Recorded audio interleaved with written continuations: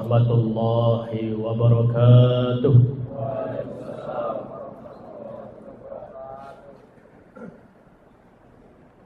Kurang semangat bapak-bapak. Diulangi sekali lagi. Assalamualaikum warahmatullahi wabarakatuh. Waalaikumsalam warahmatullahi wabarakatuh. Alhamdulillah. Alhamdulillahilladzi arsala rasulahu bil huda wa dinil haqq liyudhhirahu 'ala dini kullih wa kafa billahi syahida.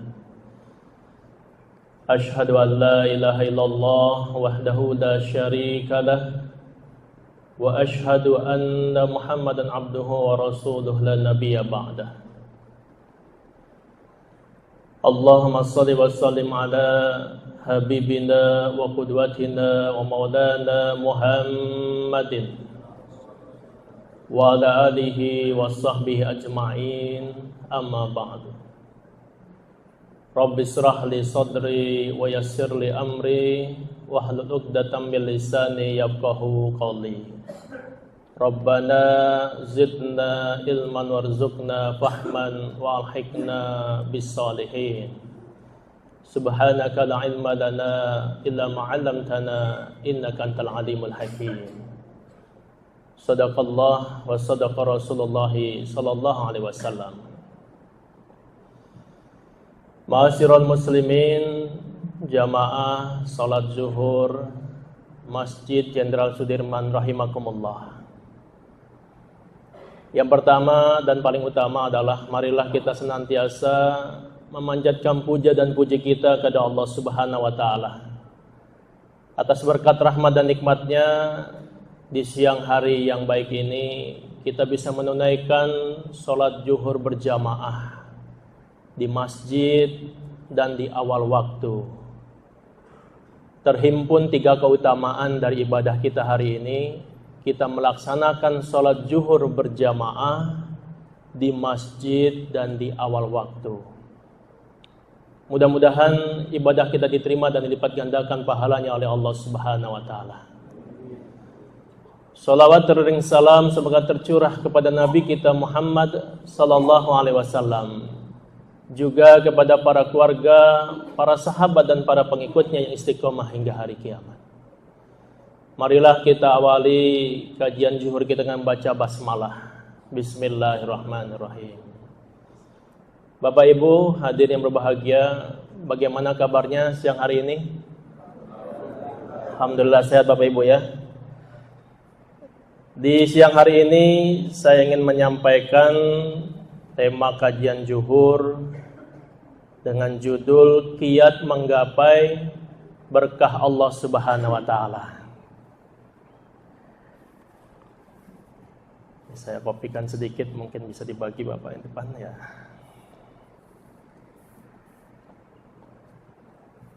Berkah Allah Subhanahu wa taala adalah satu hal yang sering menjadi pembicaraan kita. Betapa seringnya kita berharap bahwasanya kehidupan kita sehari-hari itu akan senantiasa diberkahi oleh Allah Subhanahu wa taala. Kita berharap ketika kita membangun rumah tangga, maka rumah tangga kita rumah tangga yang diberkahi oleh Allah Subhanahu wa taala. Kita berharap ketika kita mendapatkan rizki dari Allah Subhanahu wa taala, maka kita berharap rizki yang kita terima adalah rizki yang diberkahi oleh Allah Subhanahu wa taala. Jadi bicara tentang berkah Allah ini adalah menjadi tujuan bagi orang-orang yang beriman. Kita sering temui terkadang ada orang-orang kaya yang banyak hartanya, tetapi rasanya hidupnya tidak diberkahi oleh Allah Subhanahu wa taala. Penyakit datang tak kunjung berhenti, musibah tidak ada juga datang melanda terus-menerus, dan berbagai macam hal-hal yang negatif sering menghinggapi kehidupan diri dan keluarganya.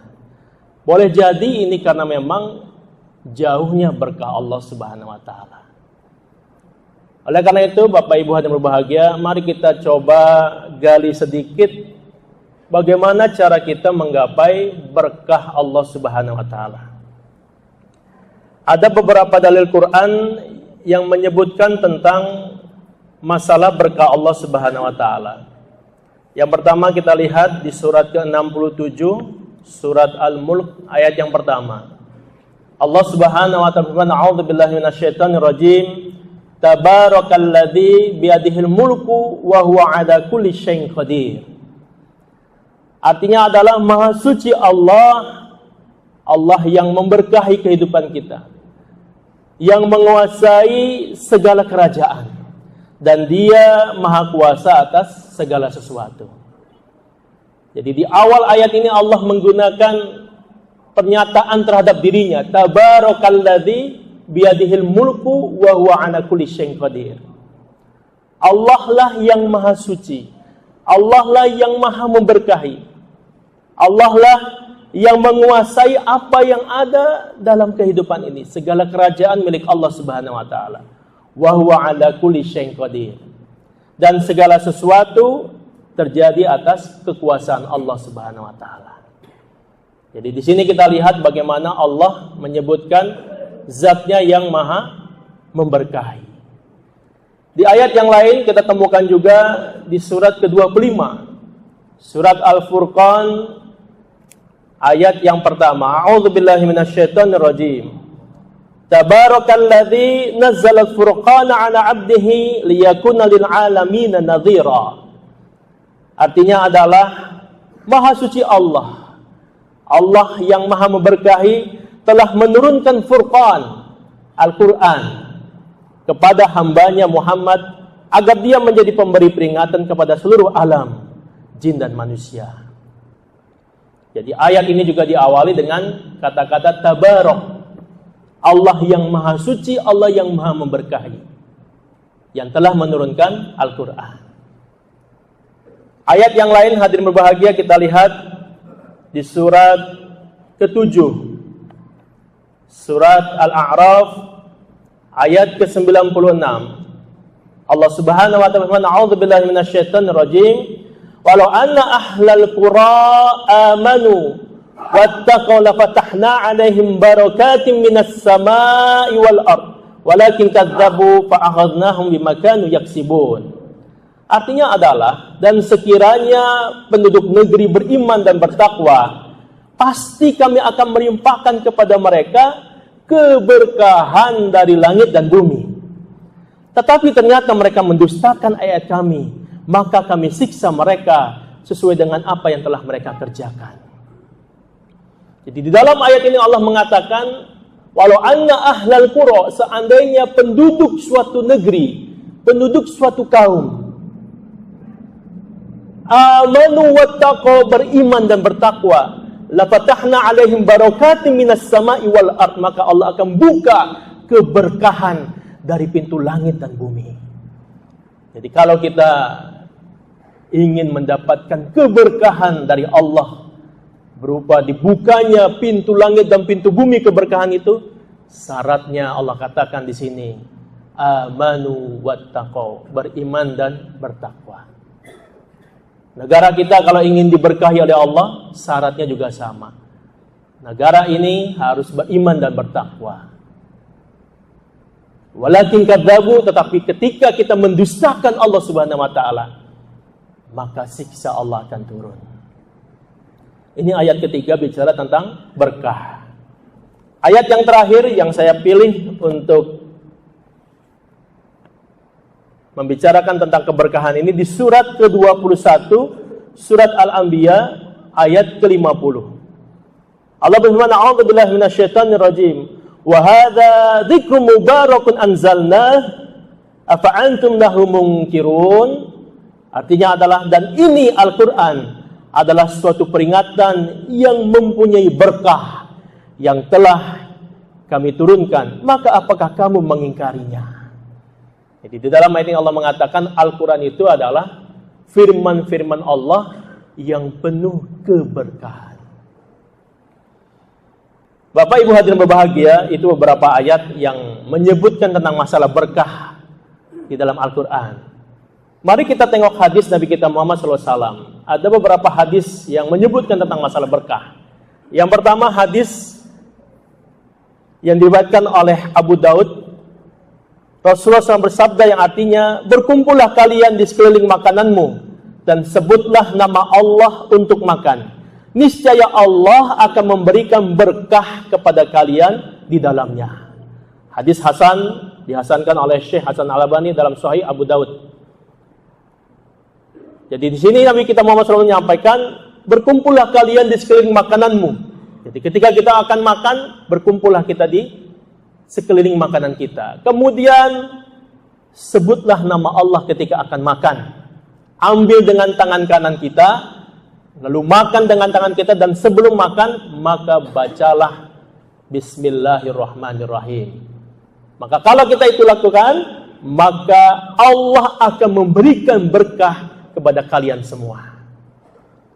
Jadi kalau kita ingin mendapatkan keberkahan dalam apa yang kita konsumsi, maka awalilah makanan itu dengan membaca basmalah dan gunakan tangan kanan.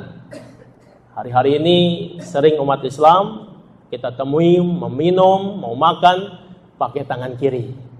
Mungkin Bapak Ibu pernah lihat viral di WhatsApp atau di video Facebook bagaimana Raja Salman menegur Presiden Amerika Serikat Donald Trump yang minum air zam-zam pakai tangan kiri. Subhanallah. Ya. Dan memang sunnahnya begitu Bapak Ibu. Ketika kita akan makan atau minum, gunakan tangan kanan. Dan sebelum makan dan minum, bacalah Bismillahirrahmanirrahim. Maka keberkahan akan turun dalam makanan kita. Itu hadis yang pertama. Hadis yang kedua, Imam Bukhari telah meriwayatkan dari Ibnu Mas'ud radhiyallahu anhu, ia berkata, kami pernah bersama Rasulullah dalam suatu perjalanan. Ternyata persediaan air semakin sedikit. Maka beliau bersabda, carilah sisa air. Lalu kami pun datang membawa bejana yang berisi sedikit air. Kemudian beliau memasukkan tangannya ke dalam bejana, lalu mengatakan, marilah menggunakan air suci yang diberkahi. Dan sesungguhnya berkah hanya berasal dari Allah. Sungguh aku melihat air memancar dari celah-celah jari jemari Rasulullah SAW. Hadis riwayat Al-Bukhari. Jadi dalam satu perjalanan, Ibnu Mas'ud menyampaikan bahwasannya ketika dalam perjalanan itu Rasul dengan para sahabat sudah kehabisan air. Cadangan airnya sudah sangat tipis sekali, sangat sedikit. Maka ketika Rasulullah mengetahui kondisi sudah sangat sedikit airnya, sementara sahabat sudah mulai kehausan, maka Rasulullah menyampaikan, kumpulkan air yang sedikit itu. Maka diambillah satu tempat atau bejana, dikumpulkan air yang tinggal sedikit tadi, lalu kemudian tangan Rasulullah dimasukkan ke air tadi. Dengan izin Allah Subhanahu wa taala, maka memancar air dari jari jemari Nabi kita Muhammad sallallahu alaihi wasallam. Air itu air yang diberkahi, kata Nabi kita Muhammad sallallahu alaihi wasallam. Sesungguhnya berkah itu hanya datang dari Allah Subhanahu wa taala. Subhanallah. Jadi mukjizat Nabi kita Muhammad SAW sangatlah banyak hadirin sekalian. Dan diantaranya adalah bisa mengeluarkan air dari jari jemarinya.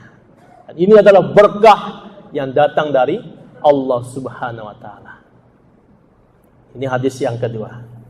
Hadis yang ketiga, Rasulullah SAW bersabda, tempat yang paling dicintai Allah dalam suatu negeri adalah masjid-masjidnya. Sedangkan tempat yang paling dibenci Allah dalam suatu negeri adalah pasar-pasarnya. Dalam Sahih Muslim. Ya. Kenapa masjid-masjid itu tempat yang paling dicintai oleh Allah Subhanahu wa taala? Karena di masjid-masjid ini tempatnya diberkahi oleh Allah Subhanahu wa taala. Di dalamnya berisi aktivitas ibadah, menyebut dan membesarkan Allah Subhanahu wa taala. Maka tempat ini diberkahi oleh Allah Subhanahu wa taala. Hadirnya kita di masjid ini, Bapak Ibu sekalian, itu mendapatkan berkah Allah. Walaupun mungkin kita ada yang tertidur mendengarkan taklim ini, tetap dapat berkah Allah Subhanahu wa taala. Ya, karena orang yang duduk dalam satu majelis, meskipun dia mungkin tertidur karena letih, karena lelah, maka berkah Allah tidak akan lepas dari dirinya. Tapi tempat yang paling dibenci Allah itu pasar. Kenapa? Karena di pasar itu banyak aktivitas orang-orang yang tidak jujur, yang menipu. Ya, kita lihat bagaimana orang berdagang sering bersumpah. Sumpahnya pun sumpah yang tidak benar. Demi Allah, Bu, Pak, harga modalnya saja tidak sampai. Coba, ya, untuk meyakinkan pembelinya, pakai sumpah demi Allah. Padahal harganya tidak seperti yang dikatakan. Timbangannya kalau kita lihat, kadang-kadang sering dicurangi. Tidak sesuai antara isi barang dengan timbangannya. Belum lagi bicara kualitas dari barangnya. Bilangnya barang A, ternyata kualitasnya barang B atau C. Itu sebabnya pedagang yang jujur kelak akan mendapatkan tempat di surga bersama para nabi, para syuhada, para siddiqun. Subhanallah. Tapi pedagang yang jujur, kalau tidak jujur jangan harap. Dan ini adalah banyak terjadi di pasar-pasar kita. Nah, ini tempat yang dibenci. Hadis yang keempat, Rasulullah SAW bersabda, Allah, Rabb kita turun ke langit dunia pada tiap-tiap sepertiga malam terakhir. Ia berfirman, siapa yang berdoa kepadaku, niscaya aku kabulkan doanya. Siapa yang meminta kepadaku, niscaya aku beri. Dan siapa yang meminta ampun kepadaku, niscaya aku ampuni. Hadis riwayat Imam Bukhari. Jadi di dalam hadis ini Nabi kita Muhammad SAW menyampaikan, pada sepertiga malam antara jam 2 sampai waktu subuh, Allah turun ke langit dunia, melihat, menyaksikan hamba-hambanya yang bangun di tengah malam menunaikan sholat sunnah tahajud. Siapa yang berdoa, maka akan dikabulkan doanya. Siapa yang meminta, maka akan dipenuhi permintaannya. Siapa yang meminta ampun, mohon perlindungan, akan dilindungi. Berkah di sepertiga malam yang terakhir. Nah, inilah Bapak Ibu hadirin berbahagia beberapa dalil hadis tentang masalah keberkahan. Baik, sekarang kita memasuki hikmahnya apa dari dalil Quran dan hadis ini. Yang pertama, berkah. Apa sih berkah, Bapak Ibu hadirin sekalian? Berkah itu berasal dari bahasa Arab, yaitu barokah. Ya, barokah itu artinya adalah memiliki banyak kebaikan dan bersifat tetap atau terus-menerus. Ya, jadi dikatakan berkah atau barokah itu artinya memiliki banyak kebaikan. Kebaikannya tetap, kebaikannya terus-menerus. Atau bermakna juga al-khair al-wafir. Jadi berkah itu adalah kebaikan yang melimpah. Jadi bukan hanya kebaikan sesekali saja atau sedikit, tetapi kebaikannya berulang-ulang, terus-menerus. Bahkan kalau dia dalam satu bejana, bejananya sampai melimpah. Al-khair al-wafir, itulah berkah. Berkah ini diambil dari kata birkah, yang artinya adalah tempat berhimpunnya air.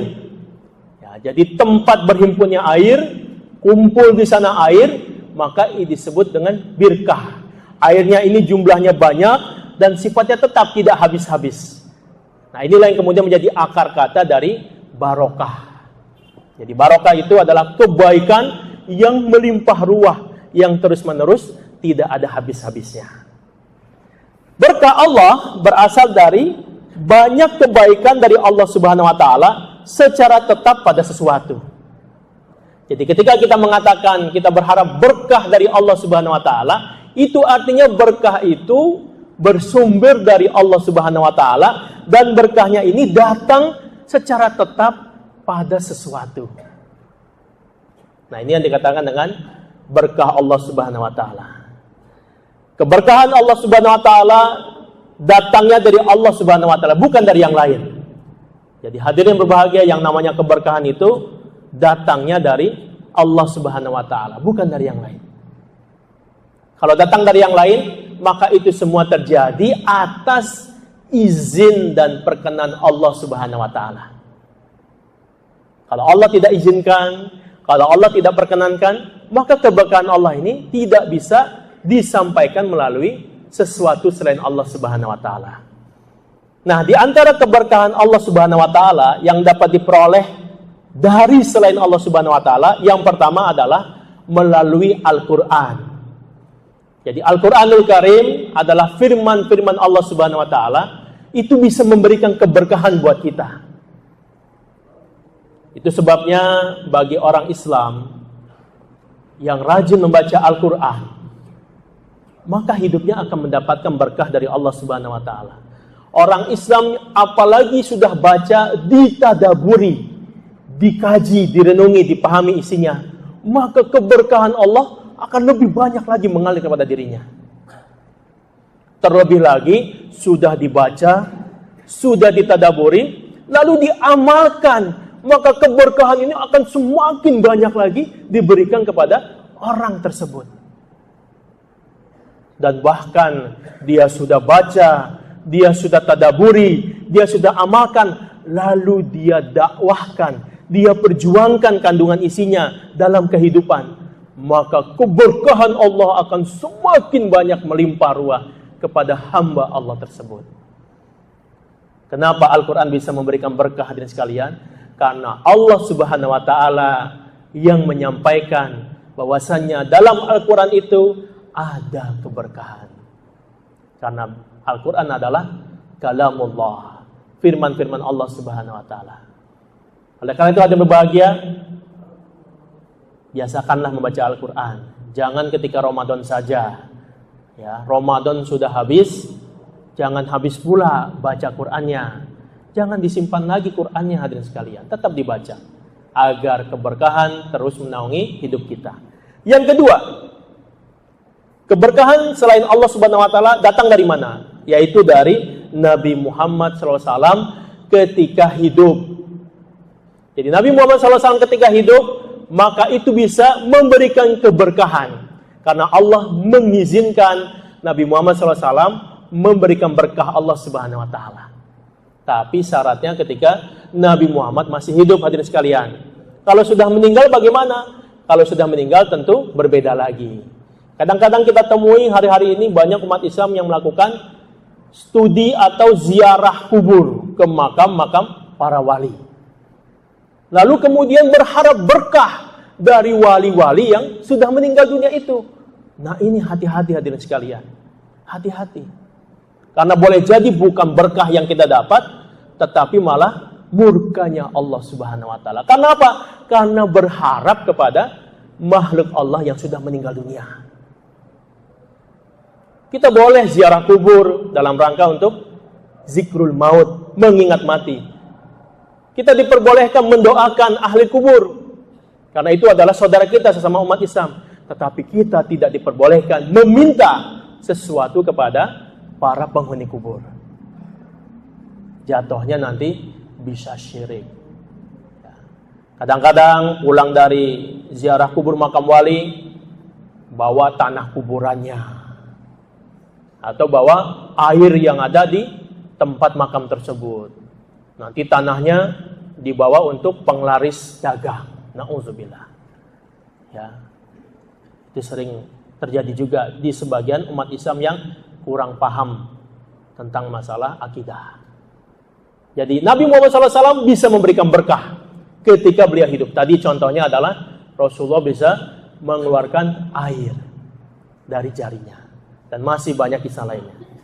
Yang ketiga, keberkahan juga dapat dari selain Allah Subhanahu wa taala. Dari mana? Dari perbuatan atau kegiatan yang bernilai amal soleh atau kebajikan. Seperti menuntut ilmu, mencari rezeki yang halal, sholat, puasa, haji, infak atau sedekah, dan jihad. Jadi berkah Allah Subhanahu wa taala dapat menaungi hidup kita ketika kita melakukan berbagai macam amal-amal kebaikan, amal-amal soleh. Hadirnya kita di majelis ilmu ini, Bapak Ibu hadirin sekalian, itu membawa keberkahan. Bapak Ibu tenang tidak pada saat ini? Pak, tenang nggak Pak? Rasanya tenang nggak jiwanya? Tenang nggak Pak ya? Walaupun pekerjaan banyak ya, walaupun hutang mungkin ada ya. Ada hutang nggak Pak? Hah? Ada ya. Bu, ada hutang nggak Bu?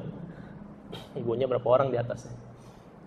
Walaupun kita ada hutang, walaupun kita punya beban tanggung jawab kerja dan masalah lainnya. Tapi kalau sudah hadir dalam majelis ilmu, keberkahan turun, hadirin sekalian.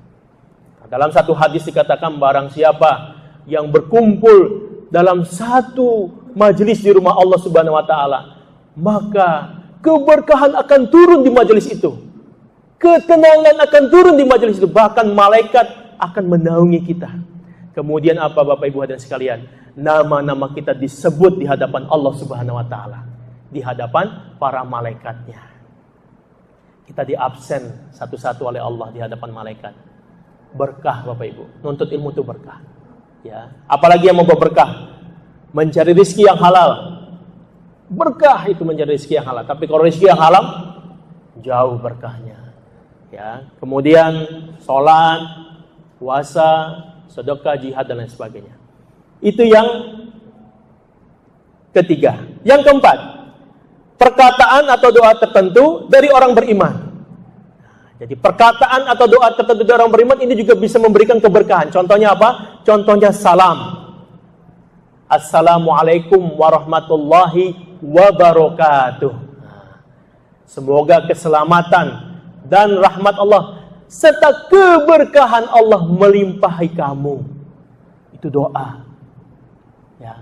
Jadi kalau cuma sekedar good morning, selamat pagi, ya, itu tidak ada berkahnya. Tapi kalau kita baca Assalamualaikum warahmatullahi wabarakatuh, itu keberkahan sampai ke kita Bapak Ibu sekalian. Sunnahnya kita itu banyak salam. Bahkan dalam satu hadis diungkapkan, ketika kita jalan berdua, lalu kita terpisahkan oleh sebatang pohon, ketemu lagi di depannya, sunnahnya baca salam lagi, coba. Ya, jadi salam ini harus diperbanyak supaya berkah hidup kita. Yang kedua apa? Membaca basmalah dalam segala aktivitas. Terputus amal anak Adam ketika memulai sesuatu tanpa diawali dengan basmalah. Tapi ketika kita memulai sesuatu dengan Bismillahirrahmanirrahim, maka berkah Allah nyambung dengan aktivitas kita. Yang ketiga apa? Doa nikah. Jadi kalau ada tetangga kita, saudara kita, sahabat kita nikah, itu bukan hanya sekedar selamat menempuh hidup baru ya. Bukan sekedar itu yang disampaikan, tapi bacakan doa. Nabi Muhammad mengajarkan doanya, barakallahu laka wa baraka alaika wa jama'a bainakuma fi khair. Semoga Allah memberkahi kamu, memberkahi atas kamu, dan menjadikan kalian berdua banyak dalam kebaikan. Doa Bapak Ibu. Ya, jadi datang pesta pernikahan bukan sekadar mengatakan, ya, selamat menempuh hidup baru, tapi doakan. Nggak bisa bahasa Arabnya, bahasa Indonesia. Semoga Allah memberkahi kalian berdua. Begitu cukup. Jadi berkah melimpah karena dia menikah. Ya, ini yang keempat. Yang kelima, dari mana kemudian berkah Allah turun selain dari Allah Subhanahu wa taala, yaitu melalui beribadah atau berdoa di tempat-tempat tertentu yang disyariatkan. Ya, jadi ada tempat-tempat tertentu yang memang itu diperintahkan kita banyak berdoa. Di antaranya di mana? Di masjid.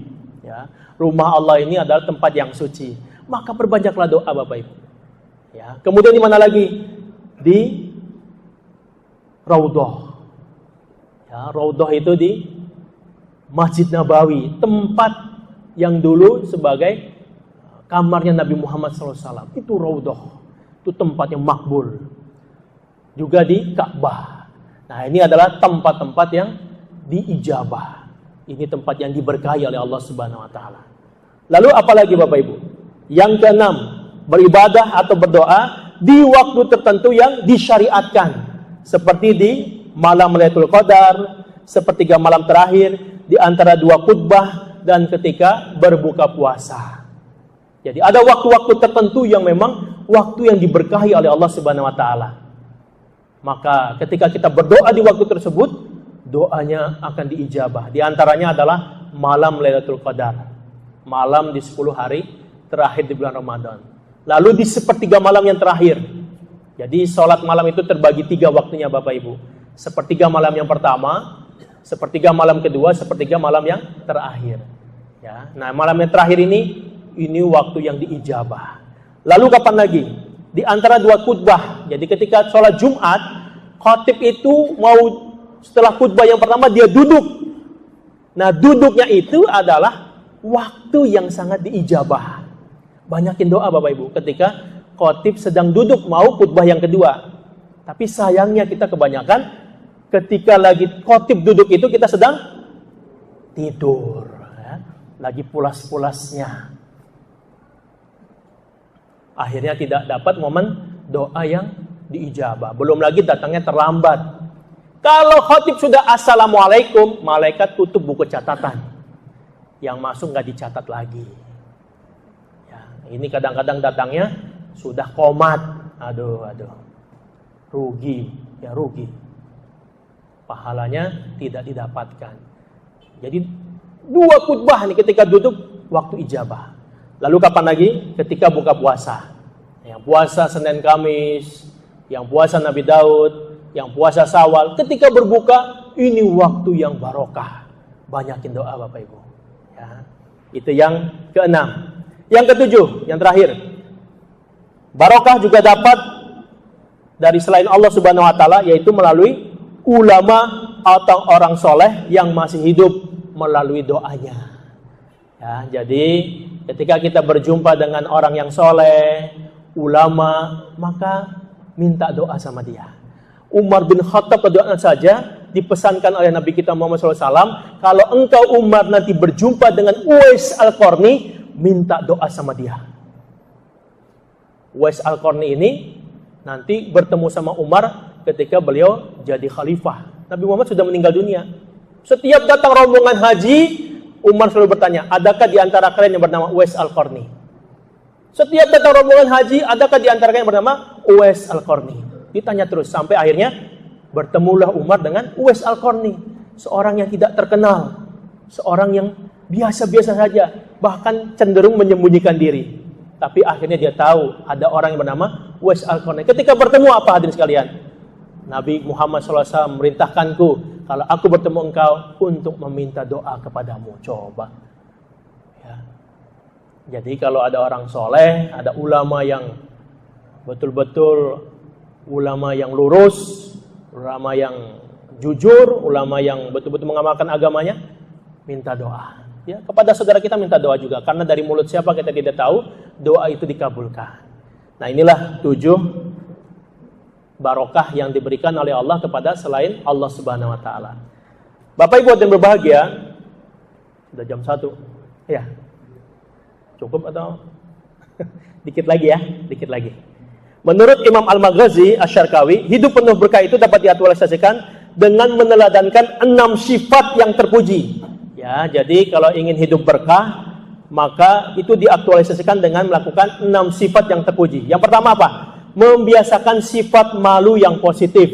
Jadi biasakan dalam hidup kita punya sifat malu yang positif. Ya, jadi jangan jadi orang Islam, orang beriman tidak punya rasa malu. Ini berbahaya. Karena al-hayatu minal iman, ya. Malu itu bagian dari iman. Jadi orang Islam, orang beriman harus punya rasa malu, tapi yang positif. Yang kedua, bersyukur kepada Allah Subhanahu wa taala. Orang itu yang diberkahi Allah itu orang yang mudah bersyukur. Dikasih nikmat sedikit bersyukur, dikasih nikmat banyak apalagi bersyukurnya. Ya, itu adalah ciri orang yang berkah. Yang ketiga, tutur kata yang baik dan manis. Jadi orang yang diberkahi Allah itu biasanya kalau berbicara juga kalimat-kalimat yang keluar, kalimat yang baik, kalimat yang indah, tidak menyakiti, tidak menyerang, tidak menimbulkan fitnah. Yang keempat, orang yang diberkahi Allah berbakti kepada kedua orang tuanya. Orang tuanya yang masih hidup, dia melakukan bakti kepada keduanya. Yang kelima, qanaah dalam menjalani hidup. Ya, jadi merasa cukup dengan apa yang Allah berikan. Jangan kita mencari rizki yang haram hadirin sekalian. Jangan kita mendekati harta yang subhat. Cukupkanlah dengan yang halal dan hak kita. Insya Allah berkah Allah akan menaungi hidup kita. Dan yang terakhir, orang yang diberkahi Allah itu diaktualisasikan dalam konteks konsisten dan istiqomah dalam berdoa. Jadi banyaklah terus kita berdoa dalam segala momen, karena sesungguhnya doa itu adalah senjata orang-orang beriman. Dan mari kita berdoa semoga saudara-saudara kita yang ada di Palestina, yang hari-hari ini ditindas, ditekan, bahkan dilarang masuk ke Masjidil Aqsa. Mudah-mudahan Allah berikan kesabaran dan ketabahan kepada mereka, diberikan kekuatan dan kemenangan, dan mudah-mudahan Allah memberikan keberanian kepada seluruh umat Islam di dunia untuk mau memperjuangkan Masjidil Aqsa yang sekarang terjerat dikuasai oleh Yahudi laknatullah. Bapak Ibu hadirin berbahagia, demikian tausiah pada siang hari ini. Mudah-mudahan kita bisa menggapai kehidupan yang berkah, yang dilindungi, yang dirahmati oleh Allah Subhanahu wa taala. Demikian, lebih dan kurangnya mohon maaf. Wabillahi taufiq wal hidayah. Wassalamualaikum warahmatullahi wabarakatuh.